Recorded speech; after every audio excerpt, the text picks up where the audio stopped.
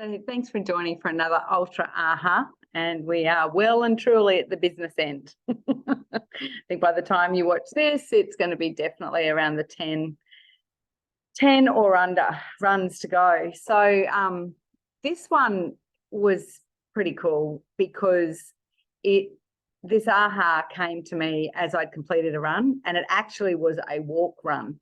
And this was having a really good chat with Neil, my coach, my running coach. One of the things that was pretty evident is that I still had weird ass beliefs that I was going to do a much more majority run than walk for this 84 Ks. And given the base that I was coming from, but also the fact that this is my first long distance event, let alone long distance marathon, let alone ultra marathon, it doesn't matter whether I was coming from the lower base, whether I was 55 or not.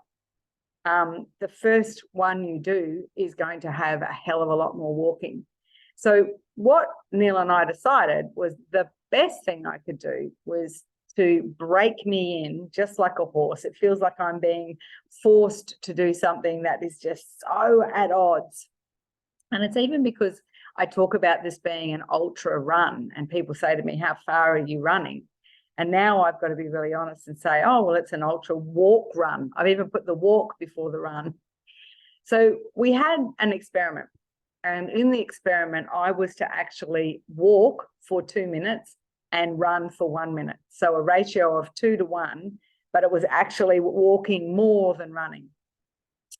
And it has absolutely become my jam. And I'm so grateful that we were able to discuss this as, you know, I was trying to nut this out, what I was doing, because I'm now over the 3.25 hour mark in continuous on my feet. And I am not going to lie, ever since I cracked the 3 hour mark, there is a tiredness that is setting in cumulatively week after week after week after week.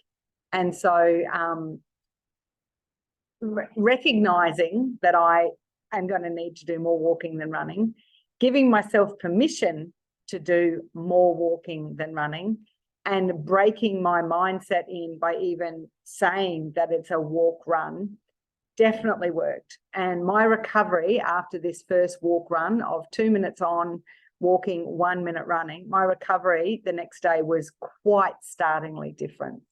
And I am carrying a plantar fasciitis on my right heel. Even that, while it's constantly a reminder, because the load was just that much less, my recovery from that's been pretty good too.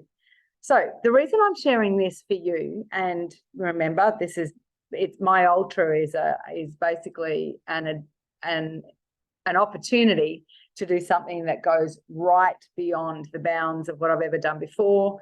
I suppose it is about me leveling up, becoming this new person.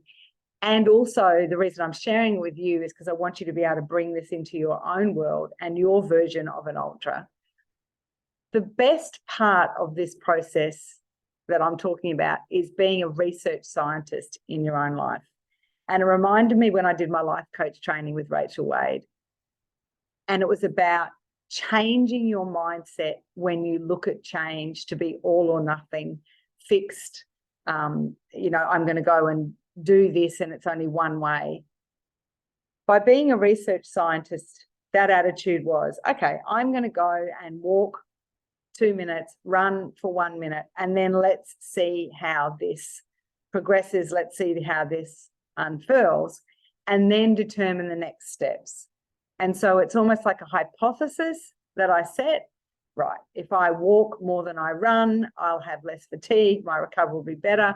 My mindset around the 3.25 hour would be better. So these are the hypotheses. And the one thing I haven't shared yet is that when I got to the end of this first walk run, I definitely had the ability to continue to keep going. That was a huge, big tick, because certainly in the last couple of runs since I've got over my 2.5 hour mark, I definitely get to that end and I had spent everything. So that's another huge piece. So by being a research scientist in your own life, you ramp up a level of curiosity as well. And we know that when humans activate or reactivate from a childlike state of curiosity rather than fixed mindset, and, you know, as I said, expansionary, everything shifts. The biochemicals shift in your brain. It feels better. So have a think about an area in your life where you've been quite rigid about what the plan would be, or I only do this way. And if you have some other options, why not do it on just a 1 week or a 1 day, or just explore it for a very small amount of time with the research scientist mindset and see where it gets you. Keep me posted. I know when I've used this with my clients, it has been invaluable to help them to take the pressure off. It's just an experiment. Like all experiments can go either way, and the pressure comes down as well. Anyway, look forward to hearing what you think. See you next time.